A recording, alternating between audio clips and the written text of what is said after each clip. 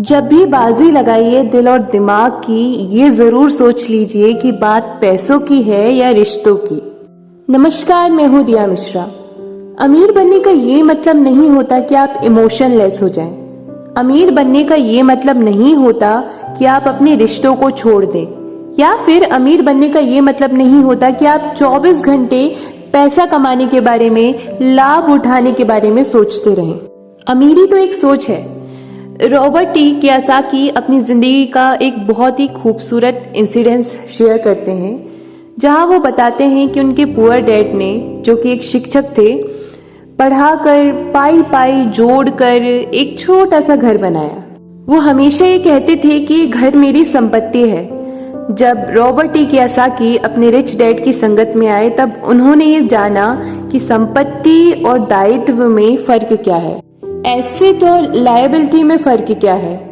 तो फिर वो अपने पुअर डैड को हमेशा ये बोलते थे कि डैड, आपने जो लिया है वो आपका एसेट नहीं है, आपकी लायबिलिटी है। इस बात पर दोनों घंटों बहस किया करते थे, और एसेट और लायबिलिटी के बीच के अंतर को समझाने के लिए रॉबर्ट टी कियोसाकी अपने पुअर डैड को वही बातें बताते जो उनके रिच डैड ने उन्हें बताई होती थी कि एसेट वो होता है जिस पर आपको और खर्च नहीं करना होता, और लायबिलिटी वो होती है जो अपने साथ 75 तरह के खर्च लेकर आती है। हर महीने, हर हफ्ते एक नया तरह का खर्च लेकर आती है। रॉबर्ट टी कियोसाकी ये बात बहुत अच्छे से जानते हैं कि जब भी लोग उनसे इस बात पर बहस कर रहे होते हैं कि उनका घर उनकी संपत्ति क्यों नहीं है, वो अपने दिमाग से नहीं, अपने दिल से बात कर रहे होते हैं। क्योंकि किसी के लिए भी अपने पैसों से अपना घर बनाना उनका सबसे बड़ा सपना होता है। वो अपने उसमें पैसे लगाते हैं, और फिर अपने घर का मालिक कहलाना उनके लिए सबसे बड़ी खुशी की बात होती है।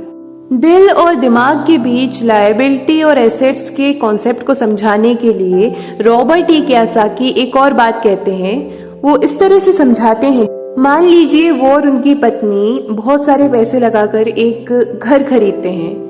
अब इसमें उनके बहुत सारे पैसे खर्च हो जाएंगे, जो कि शायद फिजूल ही हो। अब इस बात पर बहुत सारे लोग अग्री नहीं करते हैं, क्योंकि घर एक भावनात्मक वस्तु है। लोगों का बहुत भावनाओं से मन होता है कि वो अपना घर बनाएं, और ऐसा करने के बाद उनका जो दिल होता है यहाँ पर उनके दिमाग पर हावी हो जाता है। इसलिए जब वो निर्णय लेते हैं तो वो इस निर्णय को दिल से ज्यादा सोचते हैं और दिमाग से कम। तो फिर रॉबर्ट टी कियोसाकी हमें आगे समझाते हैं कि क्यों हमारा घर एसेट नहीं है। वो इस बात को इस तरीके से समझाते हैं कि हमारा घर हम खरीद तो लेते हैं, लेकिन उसकी किस्तें और उसकी लायबिलिटीज को चुकाने के लिए हमारी पूरी जिंदगी लग जाती है। ज्यादातर लोग एक घर खरीदने के बाद दूसरा घर खरीदते हैं, और हर बार पिछले मकान का जो कर्ज भर रहे होते हैं, उसके साथ साथ एक नए मकान का 30 साल का और कर्ज उनके हाथ में आ जाता है। हालांकि लोगों को मॉर्गेज पेमेंट पे ब्याज के लिए छूट मिलती है, लेकिन तब भी वो अपने पैसों को ज्यादा बचा नहीं पाते हैं। उनकी पत्नी के मम्मी डैडी को ये बात सुनकर बहुत झटका लगा जब उन्हें पता चला कि उनके घर का टैक्स प्रति माह $1000 प्रति माह तक पहुंच गया था, और वो भी तब जब वो रिटायर हो चुके थे। $1000 बहुत बड़ी बात होती है, और वो भी $1000 इंडियन करेंसी में कुछ 70-80 हजार रुपए आता है। 70-80 हजार रुपए पर महीना बहुत ज्यादा है। इस बढ़ोतरी से उनके रिटायरमेंट के बाद का जो बजट था वो पूरी तरीके से बिगड़ गया था, और उन्हें अपना वो मकान छोड़ना पड़ा। अच्छा, एक और मिथ है कि घर की कीमत हमेशा बढ़ती रहती है। बहुत सारे लोग हैं जिन्होंने कर्ज लेके घर खरीदा, और आज जब उन्होंने उस घर को बेचना चाहा तो उसकी कीमत आधी से भी कम हो चुकी थी। इन सब नुकसानों से ऊपर सबसे बड़ा नुकसान पता है क्या है? आपका लिक्विड कैश। आपका लिक्विड कैश जो कि किसी और जगह पर लग सकता था, आपके घर में फंस गया। अब ऐसा होने पर आपको अपनी बाकी की जरूरतें पूरी करने के लिए और ज्यादा कड़ी मेहनत करनी पड़ती है। इस दौरान आपकी संपत्ति वाले कॉलम में कोई बढ़ोतरी नहीं होती, मतलब आप और कोई एसेट नहीं बना पाते। अगर यंग पति पत्नी, यंग कपल शुरुआत में ही अपने पैसे एसेट वाले कॉलम पर लगाएं तो उनके आगे वाले दिन काफी अच्छे से गुजरेंगे, खासकर वो वाले दिन जब वो अपने बच्चों को कॉलेज में भेज रहे होंगे।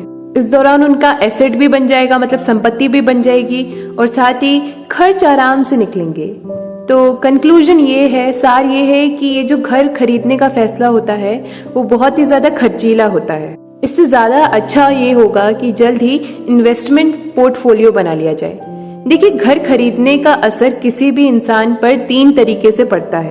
पहला, समय की बर्बादी, क्योंकि इस समय बाकी एसेट्स का जो प्राइस होता है वो बहुत ज्यादा बढ़ जाता है। और दूसरी होती है पैसे की बर्बादी, एक्स्ट्रा पैसों की बर्बादी, जिनको कहीं और अच्छी जगह निवेश किया जा सकता था, और पैसे जब हम इस पे लगाते हैं तो घर से जुड़े हुए सीधे खर्च भी हमें उठाने पड़ते हैं। तीसरा है शिक्षा की बर्बादी। अब लोग ऐसा सोचते हैं कि घर खरीदने के बाद उनके इन्वेस्टमेंट वाले कॉलम में उनका घर, उनकी बचत और उनका रिटायरमेंट प्लान आता है, लेकिन अब उनके पास इन्वेस्टमेंट करने के लिए पैसा नहीं है तो वो इन्वेस्टमेंट कर ही नहीं पाते।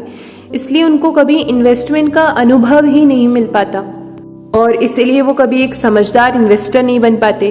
अब सबसे बढ़िया इन्वेस्टमेंट हमेशा इसलिए सबसे पहले समझदार इन्वेस्टर्स को ही बेचे जाते हैं, जो बाद में उन्हें ज्यादा दामों पर सुरक्षित रहने वाले लोगों को बेचते हैं, जो रिस्क नहीं उठाना चाहते। तो रॉबर्ट टी कियोसाकी के पुअर डैड ने, जो कि बहुत ज्यादा पढ़े लिखे थे, उनका फाइनेंशियल स्टेटमेंट चूहा दौड़ में फंसे व्यक्ति का सबसे अच्छा उदाहरण है। नौकरी की, जिंदगी भर पाई इकट्ठा की, एक घर खरीदा और फिर उसका घर का खर्च चलाने के लिए जिंदगी भर और मेहनत करते रहे। उनके खर्च हमेशा उनकी आमदनी से ज्यादा होते थे। तो यहाँ पर रॉबर्ट टी कियोसाकी एक बात बहुत अच्छे से समझा देना चाहते हैं कि अगर आप इंडिपेंडेंट बनना चाहते हैं, अमीर बनना चाहते हैं, तो आपके खर्चे कभी भी आपकी आमदनी से ज्यादा नहीं होने चाहिए। आज के एपिसोड के लिए इतना ही, और सुनने के लिए सुनते रहिए नेक्स्ट एपिसोड।